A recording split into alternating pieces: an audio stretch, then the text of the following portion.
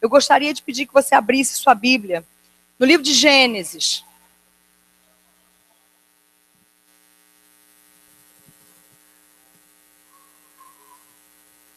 No capítulo 15, nós vamos ler o livro de Gênesis, capítulo 15, do versículo 1 ao versículo 6, e depois leremos Jó, capítulo 38, do versículo 31 ao 33.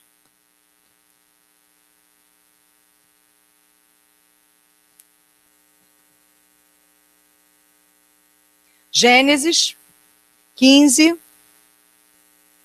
de 1 a 6. Nós sentimos a presença do Senhor e há um mover de Deus para cada um de nós aqui nessa noite. Porque Deus mostra que o que quer que aconteça, Ele está no controle. Se vivemos, para o Senhor vivemos. Se morremos, para o Senhor morremos. Quer vivamos, quer morramos, somos do Senhor. E isso não muda. Gênesis capítulo 15, de 1 a 6. Posso ler? Diz assim: depois dessas coisas, o Senhor falou a Abrão numa visão.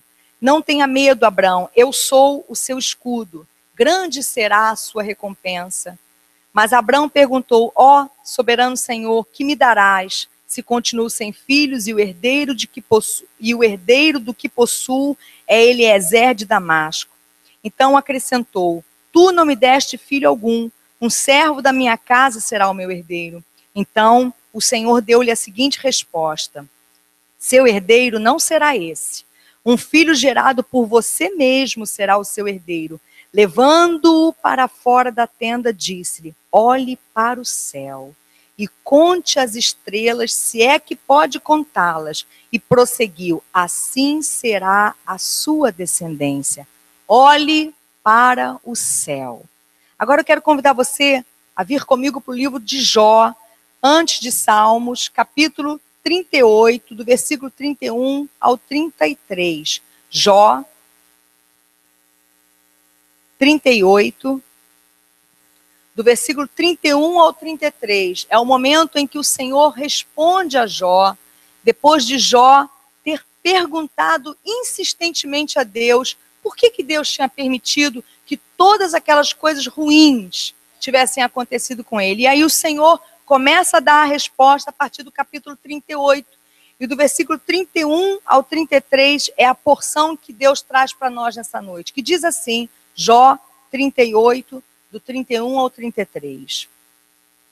Você pode amarrar as lindas Pleiades, pode afrouxar as cordas do Órion, pode fazer surgir no tempo certo as constelações, ou fazer sair a ursa com seus filhotes. Você conhece as leis dos céus? Você pode determinar o domínio de Deus sobre a terra? Somente até aqui. Vamos fazer uma breve oração. Senhor, nós estamos diante da Tua palavra. E a Tua palavra é poderosa para nos transformar e para transformar esse local, Senhor. E em nome de Jesus eu peço que pela Tua palavra e pelo Teu Espírito, o Senhor traga ao coração e à vida de cada um aqui presente a Tua vontade. Que nessa noite haja cura, haja libertação, restauração, haja um reencontro e um encontro, Senhor, com o Teu propósito para cada um de nós.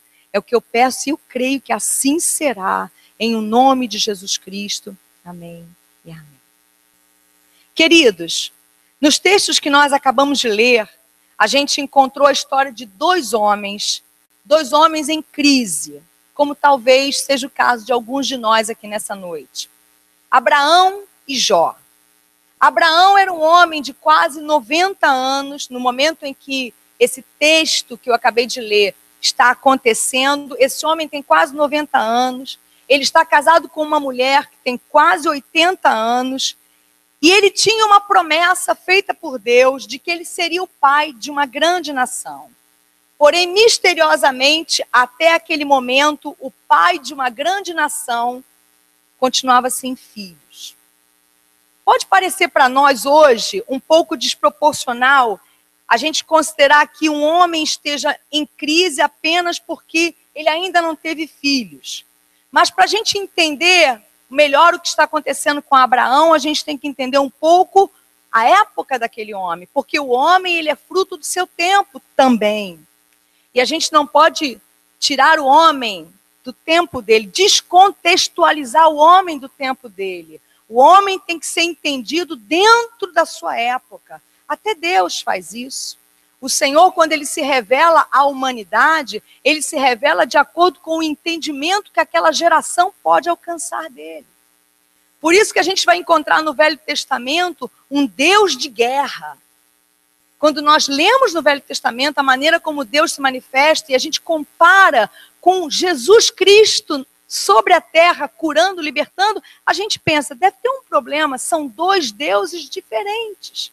Porque um, no Velho Testamento, agindo de uma forma até brutal, e o outro, no Novo Testamento, cheio de graça, cheio de amor, cheio de bondade. Não são dois deuses, é o mesmo Deus se revelando segundo o que o homem pode entender.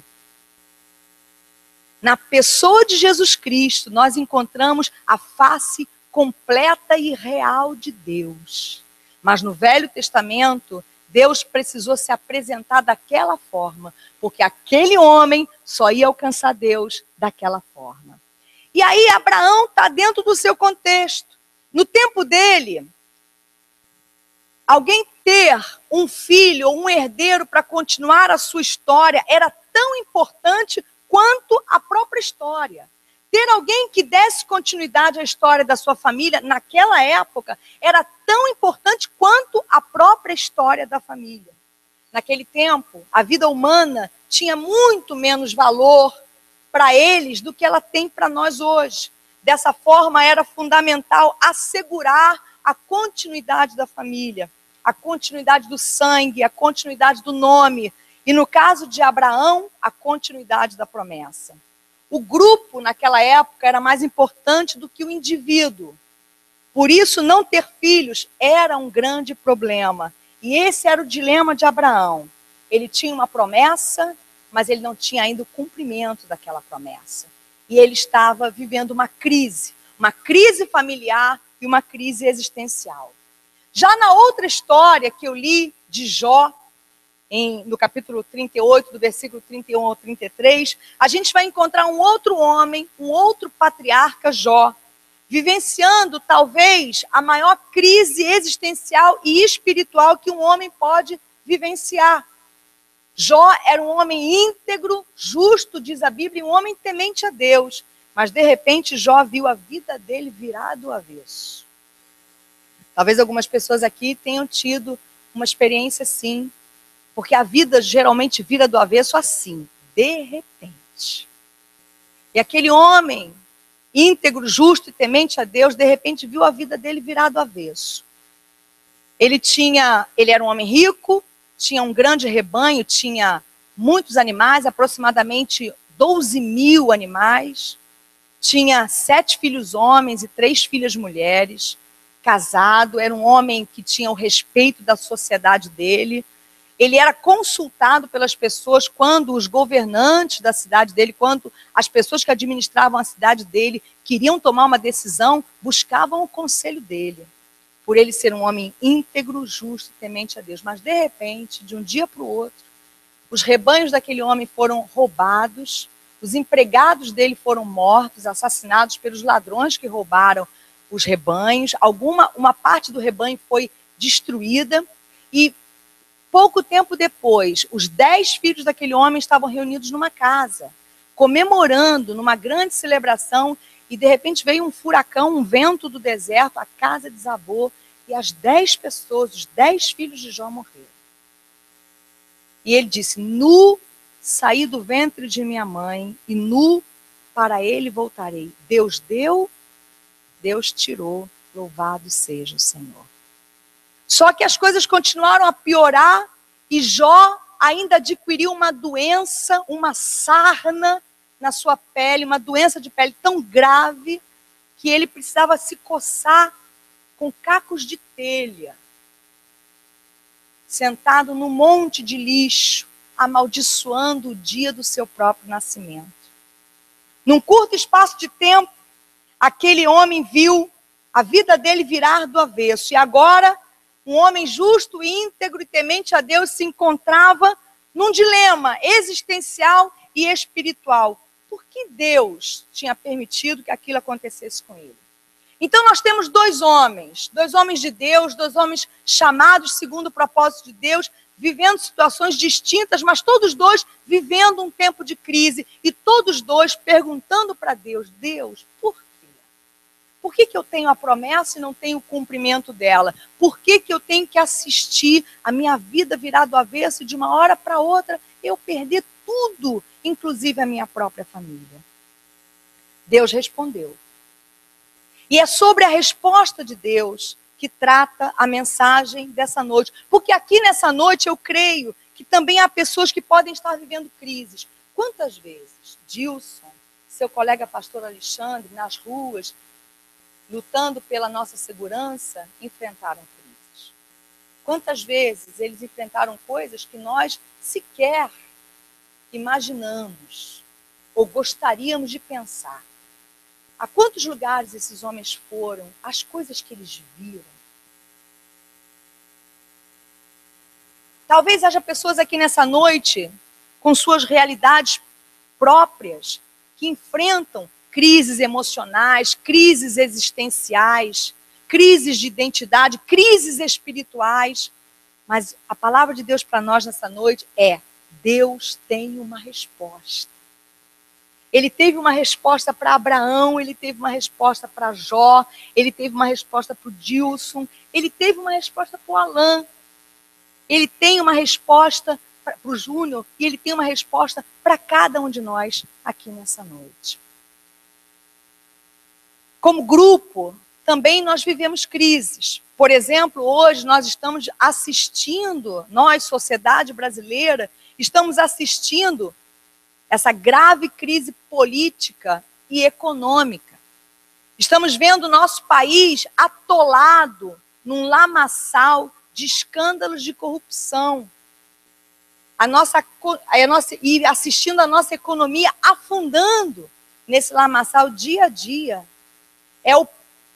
A cada dia a gente liga a televisão e assiste nos telejornais, é sempre uma notícia de o pior, né? O pior balanço econômico, o pior ano, o pior trimestre, o pior índice de desemprego, sempre o pior. E a gente está assistindo isso diariamente.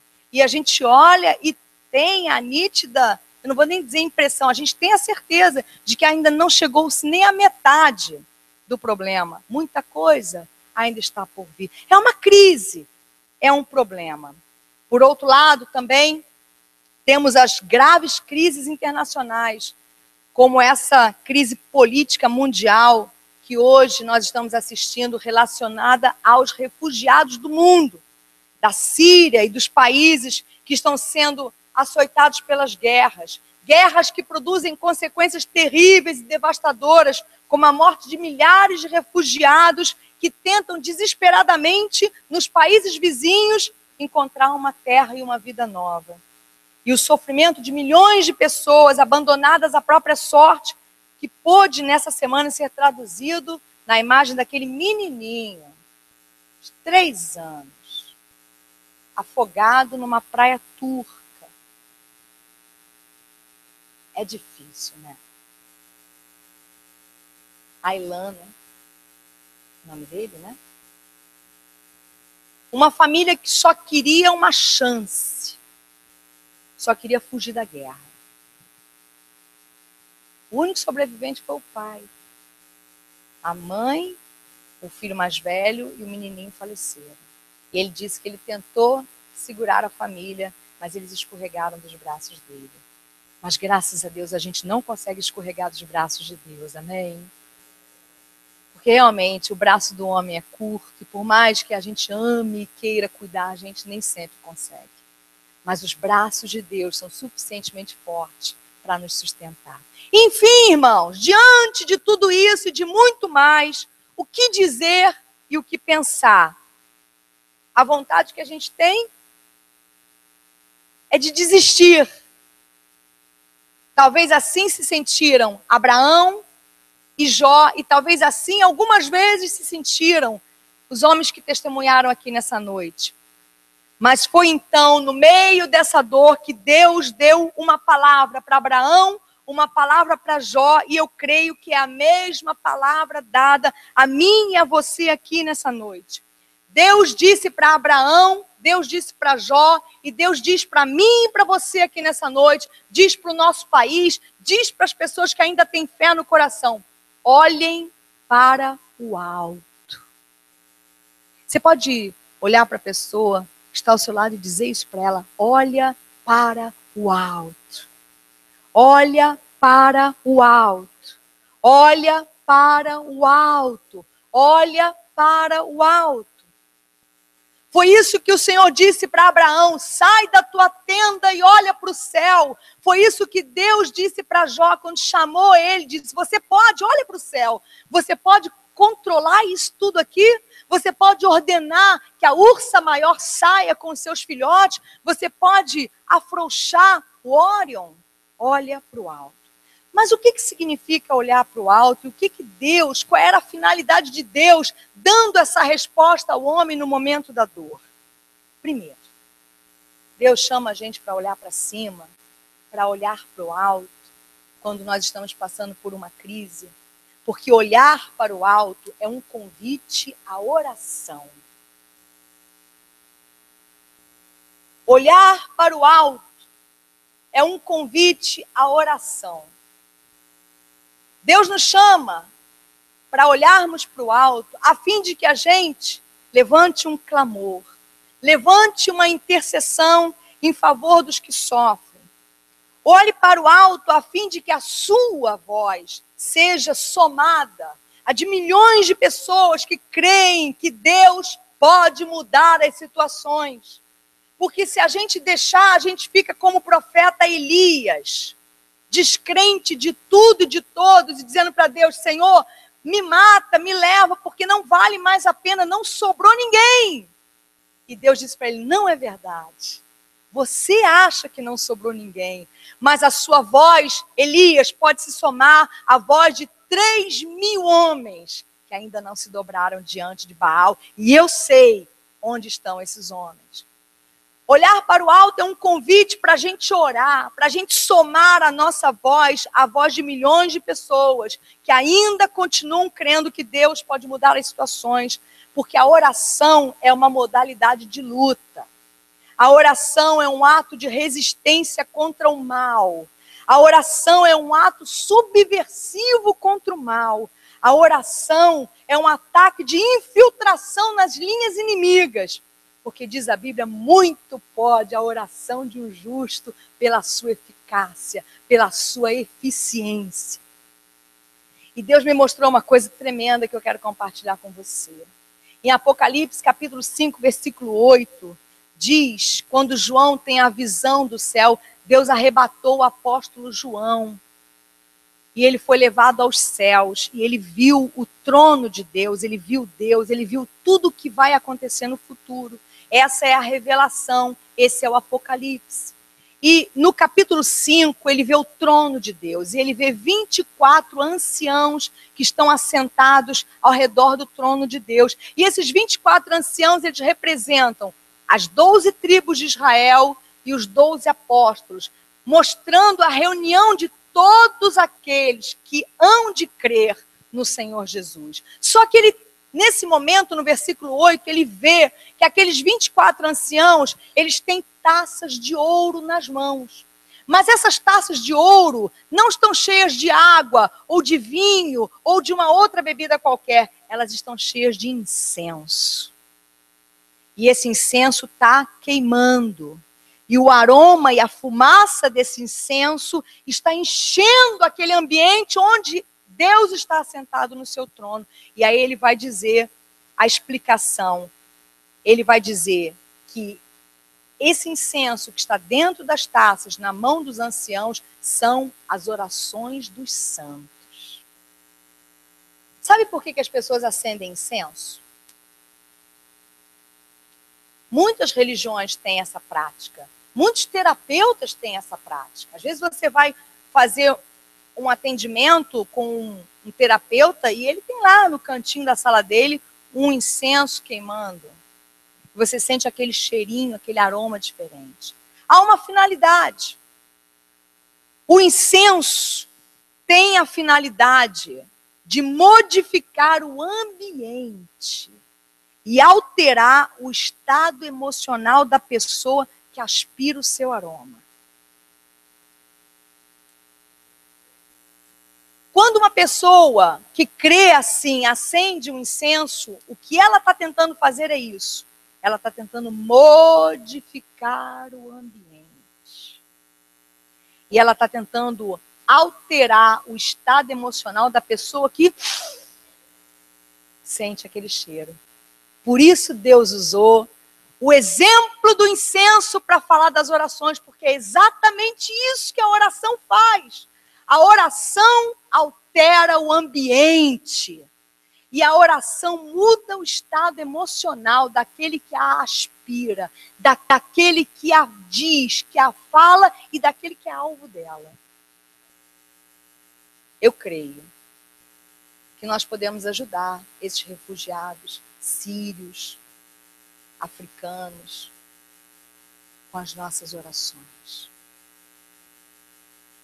Eu creio que nós podemos orar para que os governantes do mundo, os governantes das grandes nações, se mobilizem diante daquela cena terrível daquele garotinho de 3 anos afogado numa praia e façam alguma coisa para ajudar o povo sírio a se livrar do Estado Islâmico.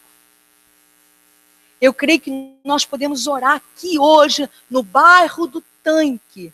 Nenhum sírio sabe onde fica, provavelmente, pelo menos os que moram lá, onde fica o Tanque. Muito menos a Álvaro Tibério, muito menos o meu ou o seu nome, como nós não sabemos nada deles. Mas a oração que você faz, aqui e agora, pode mudar o ambiente naquele lugar. Quando você se une com seus irmãos em oração, você muda o ambiente. Por isso Deus diz, olha para o alto, gente. Orem. Orem com propósito, com finalidade, com direção. Ele disse para Abraão, ele disse para Jó, olhem para o alto, porque olhar para o alto é um convite de oração, e olhar para o alto também nos convida a outra coisa. Olhar para o alto nos convida à transformação. Depois que Abraão saiu da tenda dele, olhou para os céus, depois que Jó ouviu a resposta de Deus, que não tinha nada a ver com o que ele tinha perguntado, aqueles homens foram modificados. Se a gente continua lendo o texto, em seguida a gente vai ver Abraão agindo de uma forma diferente. Nós vamos ver Jó agindo de uma forma diferente. Deus nos chama para olhar para o alto, a fim de que a gente encontre a fonte da nossa própria transformação. E então a gente possa se tornar um instrumento de justiça e graça para os que sofrem, inclusive nós mesmos. Porque olhar para o alto é um convite de transformação de Deus. Ao olhar para o alto, ao olhar para os céus, Abraão e Jó puderam sair um pouco do limite das suas dores pessoais. Quando a gente continua olhando para o limite das nossas dores pessoais, a gente não consegue enxergar o propósito que Deus tem para nós naquela situação. E quando a gente consegue sair dos limites das nossas dores pessoais, a gente pode cooperar para a solução do nosso problema, porque muitas vezes a nossa atitude coopera para aumentar o nosso problema. Às vezes, a maior parte dos nossos problemas vem de nós mesmos. Vem do nosso comportamento, vem da nossa forma de ser, vem dos nossos pensamentos, vem das nossas atitudes. Às vezes, mesmo sem saber, nós somos os maiores incentivadores da nossa própria dor. Por isso que olhar para o alto, é ser convidado por Deus a ser um aliado com Deus para solucionar os próprios problemas.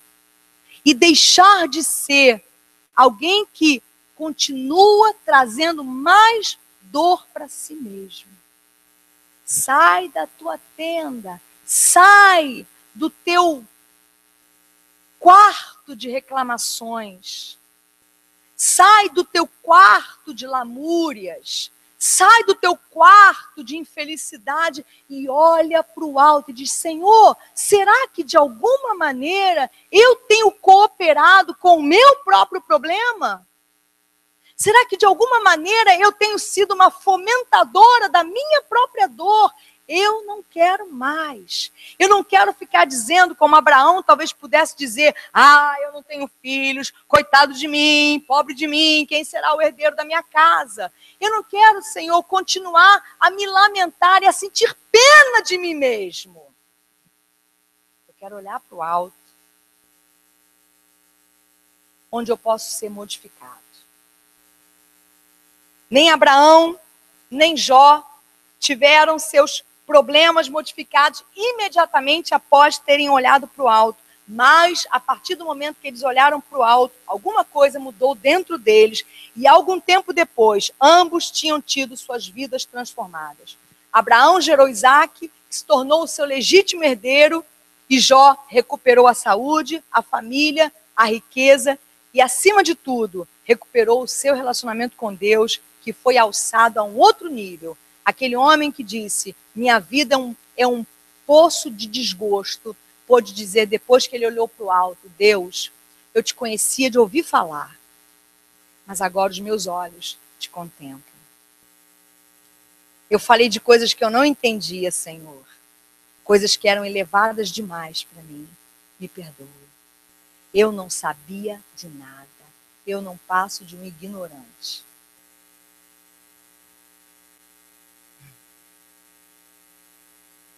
Esse é o terceiro propósito de olhar para o alto. Para o alto. Olhar para o alto é um convite para admitir a própria ignorância. E então ser livre dela.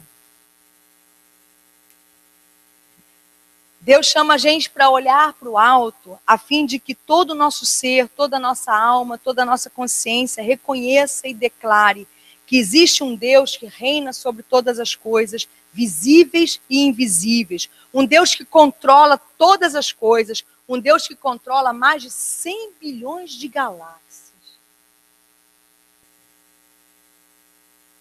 100 bilhões. É isso mesmo? É. 100 bilhões. Somos um planeta numa dessas galáxias.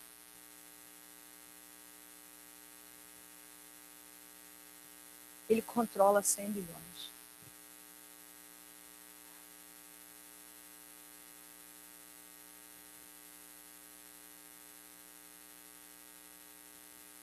E esse que controla 100 bilhões se inclina, né, Bel? Para ouvir a nossa dor, para ouvir a nossa oração.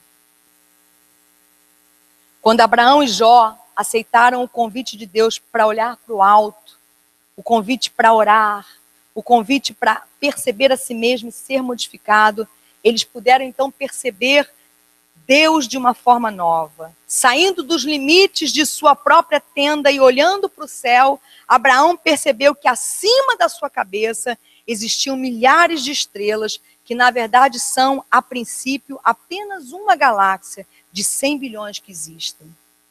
Quando Jó ouviu Deus perguntando para ele se ele sabia amarrar as lindas Pleiades, ou afrouxar as cordas do Órion, ou fazer sair a Ursa, ou seja, quando Deus perguntou para Jó se ele conhecia as leis dos céus, Jó teve a dimensão exata de toda a sua ignorância diante de um Deus onipotente, onipresente e onisciente, que pode todas as coisas, que está em todos os lugares e que sabe todas as coisas.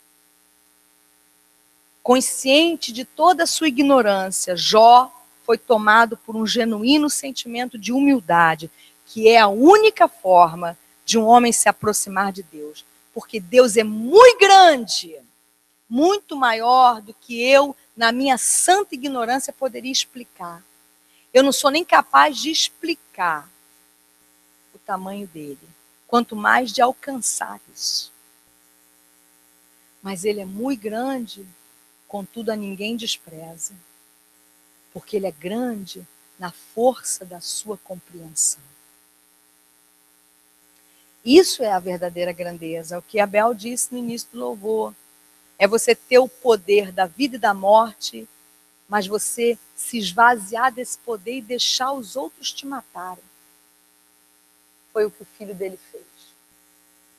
Sendo o senhor de 100 bilhões de galáxias, ele veio a esse minúsculo planeta, no meio de uma delas, e se sacrificou por nós.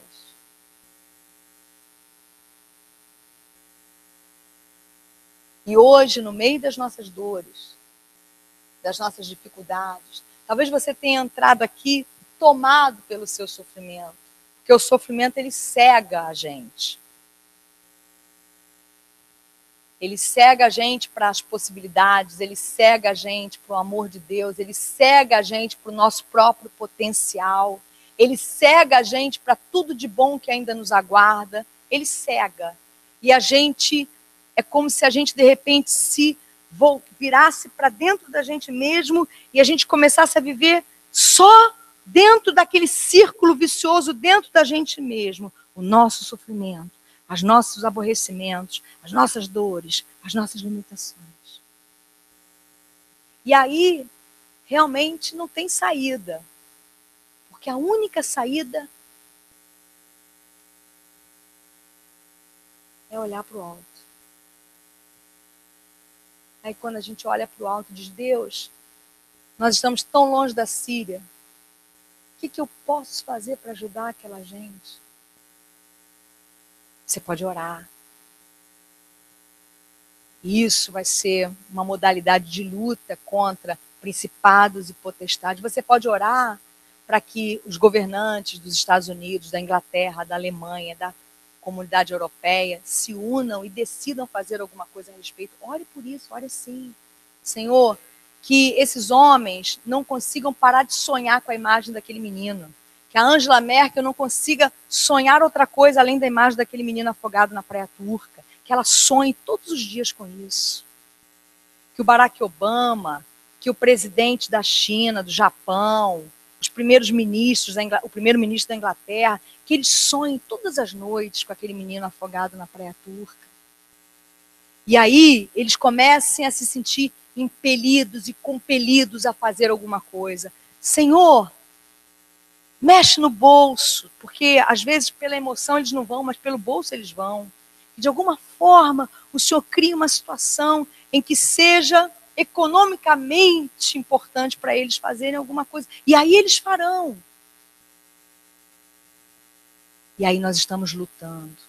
Quando nós olhamos para o alto, nós podemos nos somar aos milhões que estão fazendo isso, que estão orando porque creem que existe um Deus que controla todas as coisas. Quando nós olhamos para o alto e começamos a orar, nós somos transformados. Nós saímos desse lugar de lamentações e murmúrias para saber que nós estamos a serviço de um Deus que é todo poderoso e que tem um propósito para a existência de cada uma das pessoas que está aqui nessa noite.